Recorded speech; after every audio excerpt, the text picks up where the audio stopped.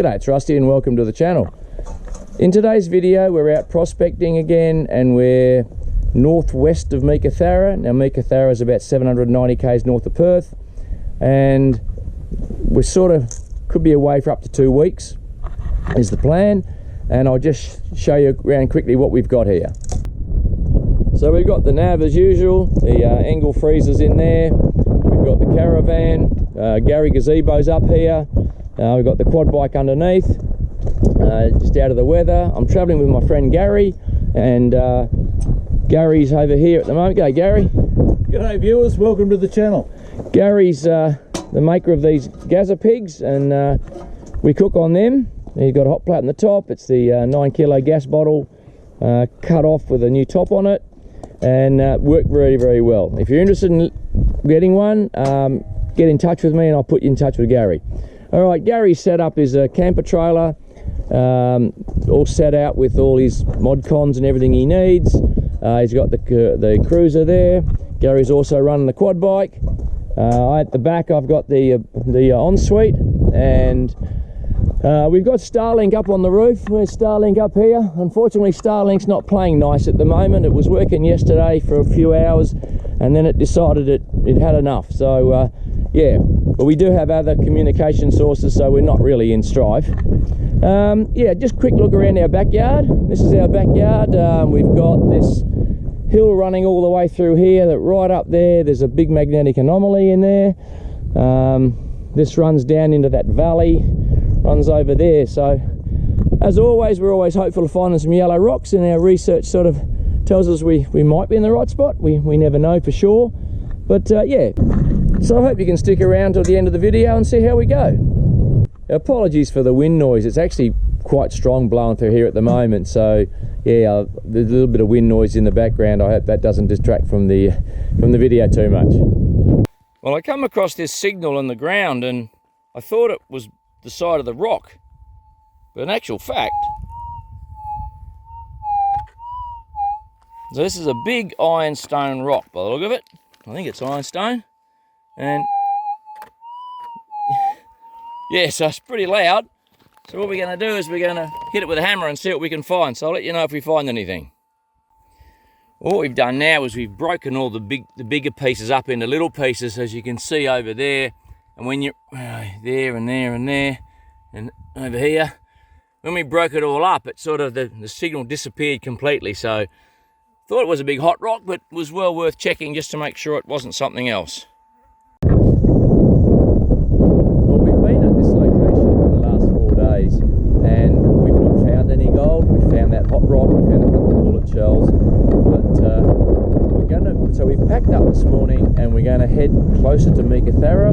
There's some ground there we want to go and look at. So yeah, so far no gold, but hopefully this second leg might prove a bit better for us. Well, we've moved camp and we're now in a new location. Again, apologies for this wind noise. It is howling and it hasn't stopped since we got here. It was actually howling over the other place as well, so I hope that doesn't affect the video.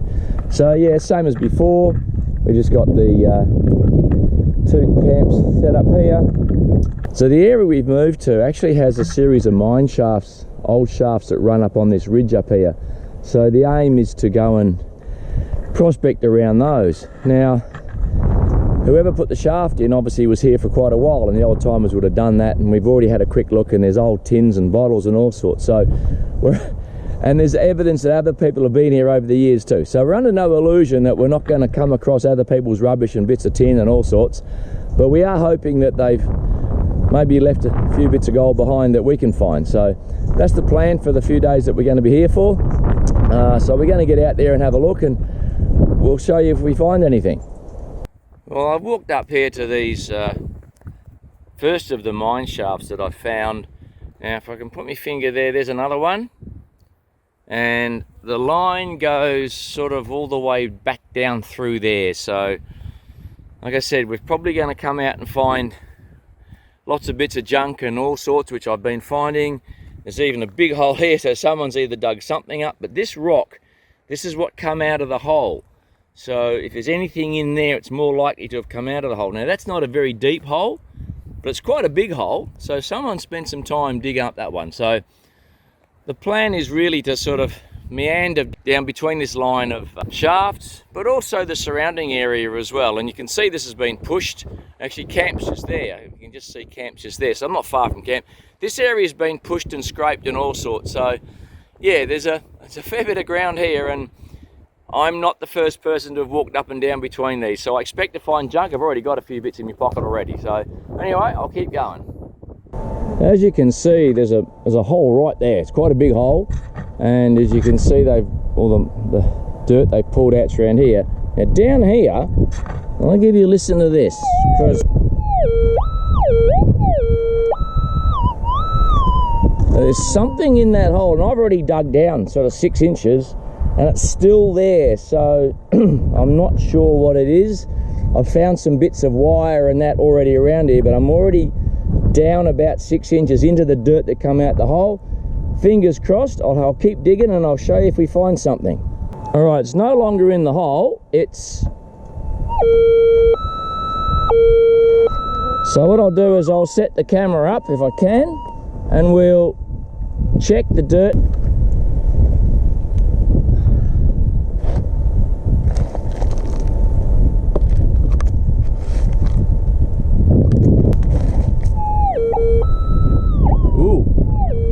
In there, whatever it is.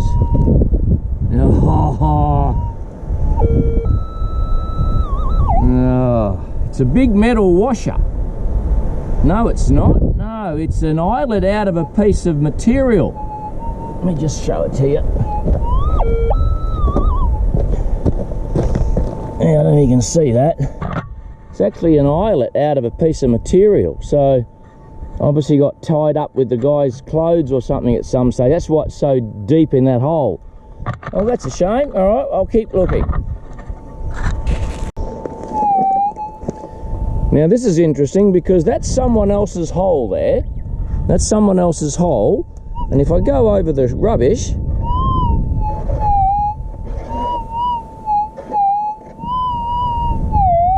so they've either found a bit of junk and chucked it back in the rubbish, or they've actually missed it. So I'm going to have a scrape around. I'll just put the camera up and see if we can find it.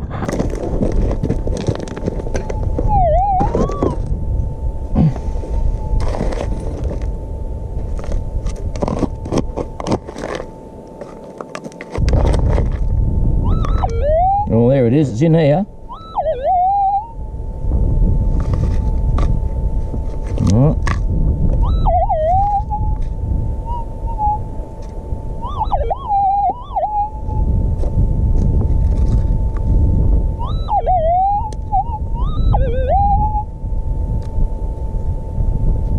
It's in my hand here.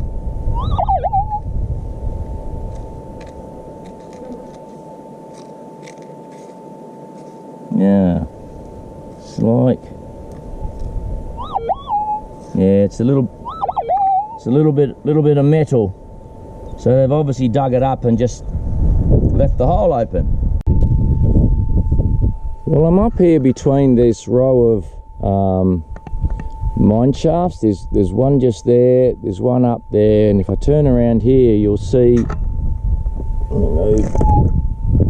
there's one right there, and there's one there, and there's one there. So there's three, and there's one further over. So I'm sort of in a line, and I've got this. I've made dug a bit of a hole. Now yesterday when I was here, I had my big 17 by 13 coil on, and I'm chasing it all over the place. So I just want to show you what I've got here, and what I've done today is I've put the little Sadie on. This is a little 12 by 8 coil.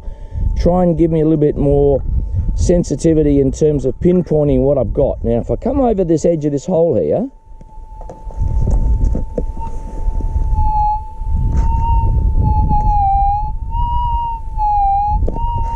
there's sort of something in there, but I'm not 100% convinced it's,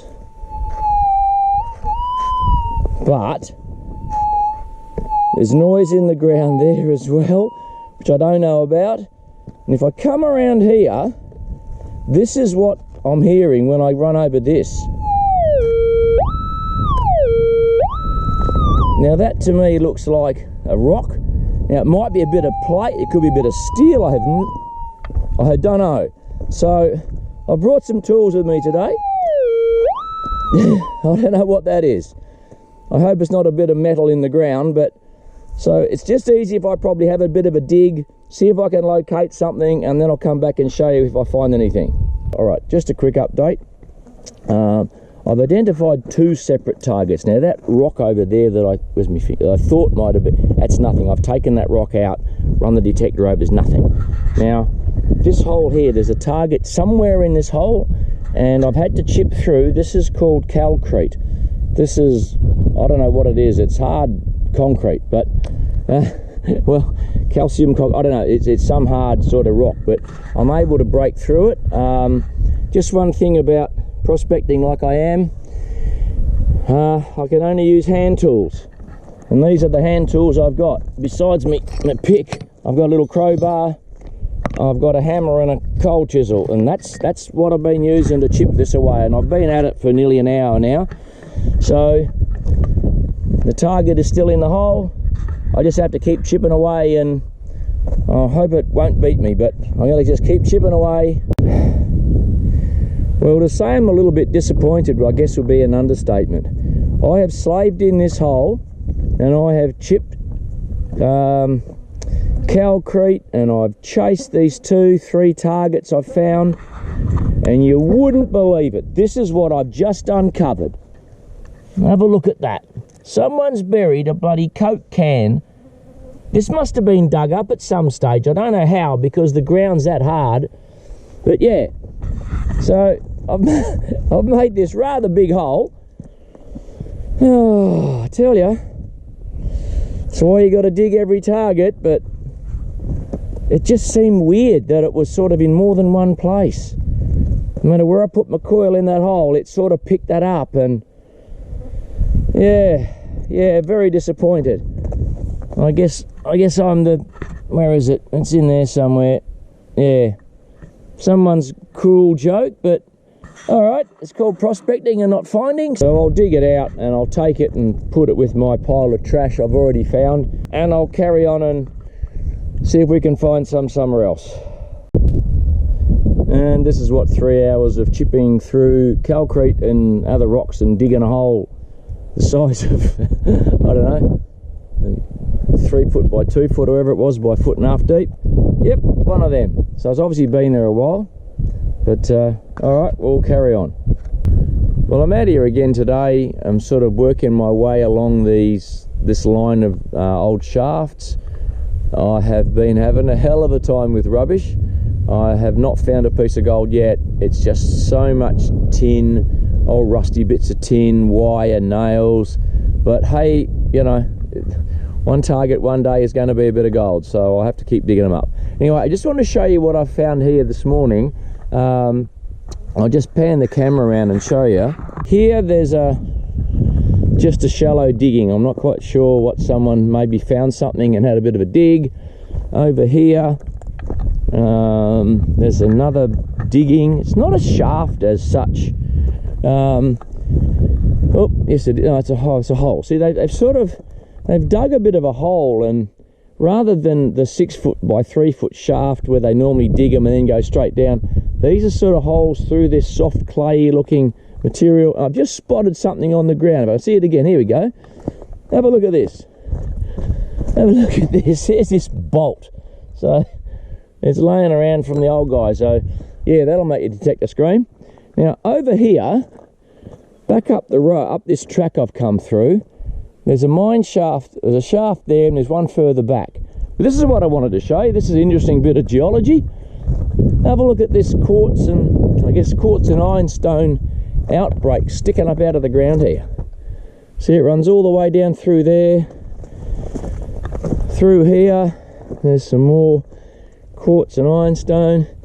This is all, you can see this has got quartz and ironstone in it, all the way down through there, runs down to there, and further through the bush it runs down there. So something happened here geologically, and I guess this is the line that the shafts are on for that same reason. They must have found gold on the surface and have been digging.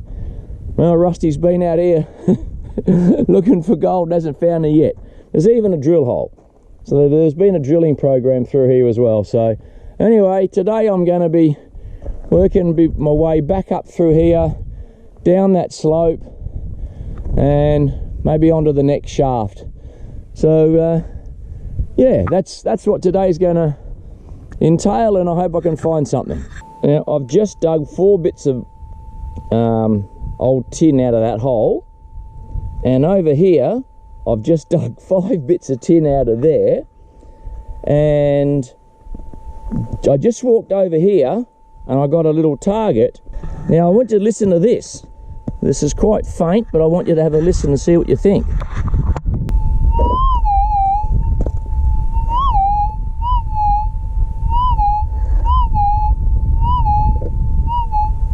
So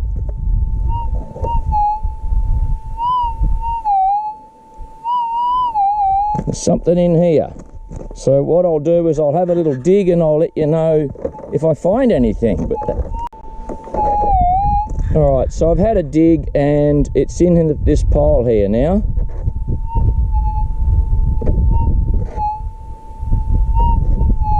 So what I'm going to do is I'm going to put the coil down. I'm going to put this camera where I hopefully it'll be able to see what's going on.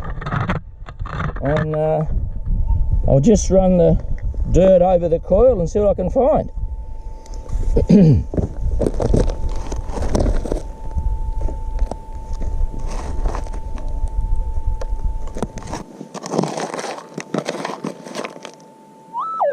Oh, there it is. Ooh, that sounds like a bit of tin now. That little screech it's got. No, it's in my hand, and I think I can see it.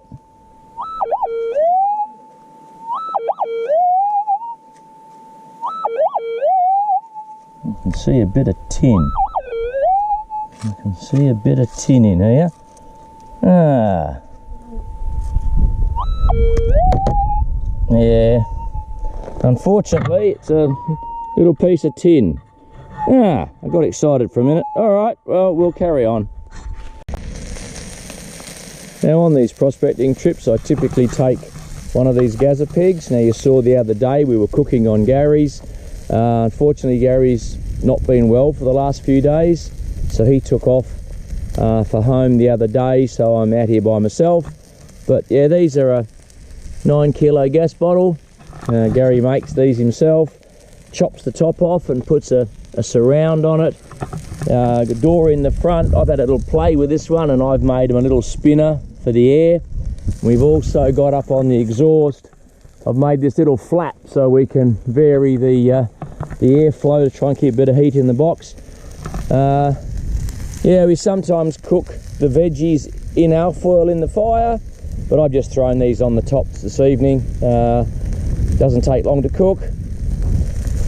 One thing about the Gazza pig is you will need to either bring a saw or chainsaw or something, because the wood's got to be fairly small. So we've got a bit of wood that we cut up the other day. But yeah, they cook really well. They cook pretty quickly. The hot plate is just an old barbecue hot plate. If you're lucky enough to find one at someone's put one out in the street.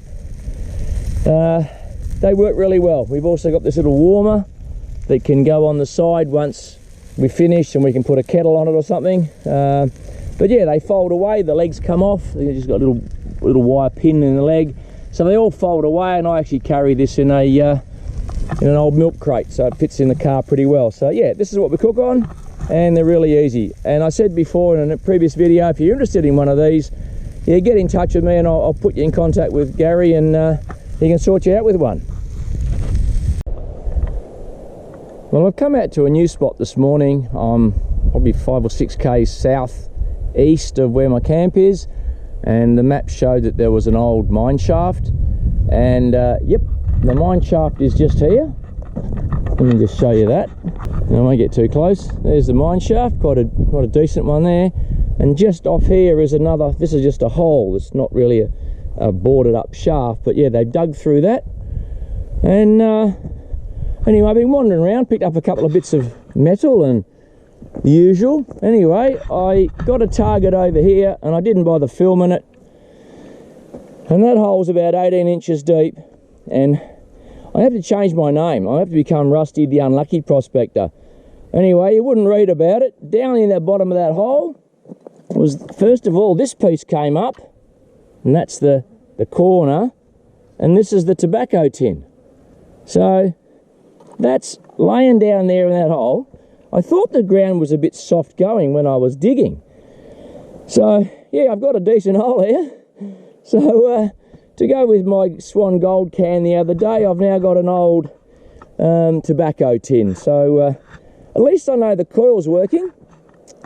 Just a quick overview here. The detector is the GPX 5000, the Minelab detector, and the coil is the new Nugget Finder Evolution series in 17 by 13. That's the coil there, and it picks up little bits of gold, picks up lots of metal and bits of wire, but it picked up that tobacco tin right down there in that hole. Oh, it screamed. It was only one spot, so I sort of knew where it was, but you got to dig a big hole to get the coil in.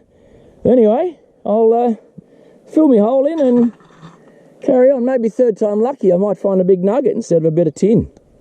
Well, I got this target in this greenstone schist in the side of the creek, and I set the camera up, recorded it, dug out this little nugget, which I was really pleased to find after all the junk.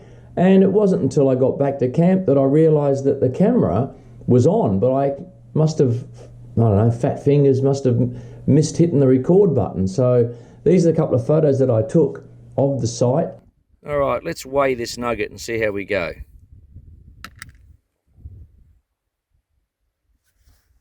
Okay, 1.58 grams. Well, that's a good start. That's not a bad size. I thought it was going to be about just under a gram, so certainly happy with that. Now, because the Navara's been sitting here parked up for 5 days, and there's another couple of days before I leave, I'm not keen on the chance of having the battery go flat. So what I've got out here is, so I've got this solar panel. I just got to angle it around a bit more, chase the sun, and I've got a little MPPT solar regulator. So solar in, and I've just got it clipped across to the auxiliary connections on the battery. I've just got a little voltmeter. I'm just measuring the voltage with the outgoing. So it might be okay. I mean, the battery's fairly new, but I've done it before, and I just feel more confident with the battery having some charge in it while I'm not using it. So that's what I usually do, and like I said, I'm here for another couple of days. So I just wanted to make sure that, you know, the battery doesn't have any chance of going down too low, and the dreaded when you try and crank the thing up after being sitting here for a week. So yeah, so that's why I have that little portable regulator, and I carry the solar panel in case I need it for the car or the van. I just thought I'd show you some of the junk I've been finding for the last week. That made me detect the scream. You've seen the Swan Gold can. It's gold, but it's not what we're looking for. That was the tobacco tin. That was the piece that come off the side of it. They were both down about 18 inches. Now this piece I found in a creek, on the side of a creek, and that was down about 12 inches. And I was really pleased that I found something at last. But anyway, that eyelet was the one I found in that mullock heap on that shaft. But the other things, you know, horseshoe, I don't know what these are. I found two of these, a little octagonal shaped metal piece with a little couple of pins on it. I don't know. If anyone knows what that is, I'd love to know. All the usual bits of tin and bull top, drink tops, a few bullet shells. That's a lovely piece of metal jacket off a round. All these nails, and this is an old can top. This is not the tins I found that I pushed to one side, or the bits of wire that I hung on a tree so no one else found it. But yeah, that's what a week's worth of prospecting looks like. I guess that's par for the course. When you come into an area that's had mine shafts dug, you know it's a primary source of gold, but this is the stuff you got to put up with.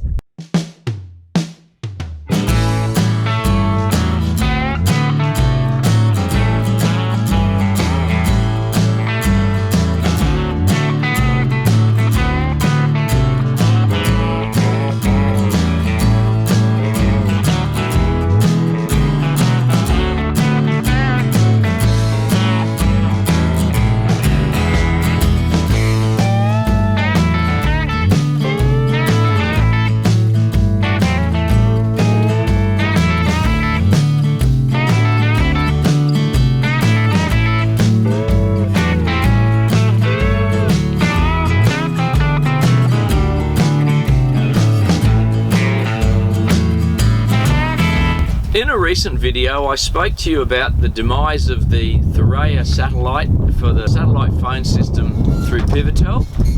Sorry about the noise, this gazebo is getting blown around a bit. So their satellite suffered what they call a force majeure. Something's crashed into it and it's knocked it out and it's not working anymore. So what Pivotel have done in order to give their customers maintain some sort of satellite communications, they offered us a couple of satellite phone options, plus they also offered us an Iridium Go, and using the Iridium satellite system. An Iridium Go is what they call it's a portable satellite device, is what the manual calls it. And what it is, it's a satellite link which gives you Wi-Fi, and all you need to do is stand the antenna up. You stand the antenna up like that. Had to have it outside so it's clear view of the sky, and this thing locks onto the Iridium satellite system, and so what this does is it then turns your mobile phone into a sat phone, and with the aid of an app that you load onto your phone, you get to use text messaging, phone calls. If you don't really have internet, it's not meant as a internet provider. It's more of a voice and text service. It also there's also an Iridium Mail app. So if you download the Mail app, which I didn't bother doing, you can then set up an Iridium account, and then you can email, and you can also get weather alerts via the email. Now, I didn't bother going that way because I've got Starlink. Well, Starlink hasn't been playing nice for the last 2 weeks, so there's obviously an issue and I need to sort that out when I get home. But what the beauty of this Iridium Go unit does for me, rather than a sat phone, is I can make calls, I can also send text messages, and that's really all I need it for. So I have the portability. When I go out prospecting for the day, I always take this with me, because if something untoward happened, I can at least call somebody and let them know what's happened. The other thing it has is it has an SOS button, and the SOS button is configured through what they call GEOS Alliance, which is the default provider for the Iridium Go, and I've set up a little account with that. You nominate a couple of emergency contacts, and if I was in trouble, I can push the SOS button, a bit like my personal locator beacon that I carry as well. I have that as well, so I've sort of got two choices if I wanted to push the button. So I got two choices. I can push either button if I had an emergency. So I've gone with this. I'm very happy with this. I've been using it daily just to sort of be in contact with Mrs. Rusty and the family at home. So that's the way I went, as opposed to just getting a sat phone. And the beauty of using your mobile phone as a connector to this unit, so you can still use all your contacts, you can, via text or phone. I've only ever made one phone call, that was just to try it. So that's the way I went to replace the Thuraya sat phone that I was using until the satellite got knocked out of orbit. One thing about the Iridium Go is, I've had to buy this. I'm not sponsored by anybody, and I will acknowledge that Pivotel did do the right thing by their customers. The monthly subscription, they reduced it for the first 12 months. They reduced the cost of this unit by 20%. So, they were trying to look after their customers, and I do appreciate the service they still provide. I've still got my old sat phone number, so I didn't have to go changing that. So if you're considering looking for some sort of sat phone device, this is the way I went, and I would recommend if you had a look at that, you might find that's the way to go for you too. That's the end of this trip. I've packed up, we're ready to hit the road and get home. So the search for gold, well, we did find that swan gold can, which is gold but it's not quite, and we did find that small nugget in the creek, so that's a little bit to take home with us. A few shout outs before I leave. Thanks again to Mrs. Rusty. She lets me come out on these trips and she stays home, and so thanks, darling. I always enjoy getting out, but I'll be home tonight. Gary, my friend who come with me again this trip, unfortunately he took ill and he had to go home. So Gary, I hope you're feeling better soon. Big shout out to Alicia. On the trip up 2 weeks ago, my phone pinged and I didn't look at it, but I saw a message and it said that it said, hey Rusty, we've just passed you on the highway heading north.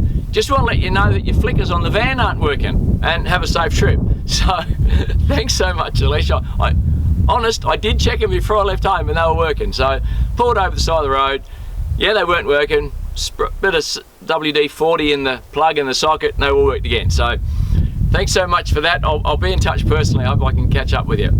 Also to Hettie and Johan, thank you so much. It was nice to meet you guys. I do appreciate the hospitality. I had a great time while I was with you guys. I will catch up with you for coffee very soon, and I know you're going to be on the road continuing your grey nomad journey, so I wish you all the best with that. So if you like the video, a thumbs up would be appreciated. If there's something you don't like and you give it a thumbs down, can you please put in the comments what it was you don't like, because I'm always trying to make better content. If you'd like to subscribe to the channel, it'd be great to have you along. The subscribe button's down here.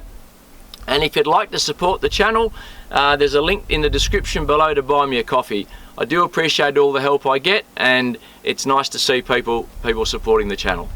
I've got 11 hours, I'm going to hit the road, I'm going to get home soon. So thanks again for watching, and I look forward to seeing you in the next one.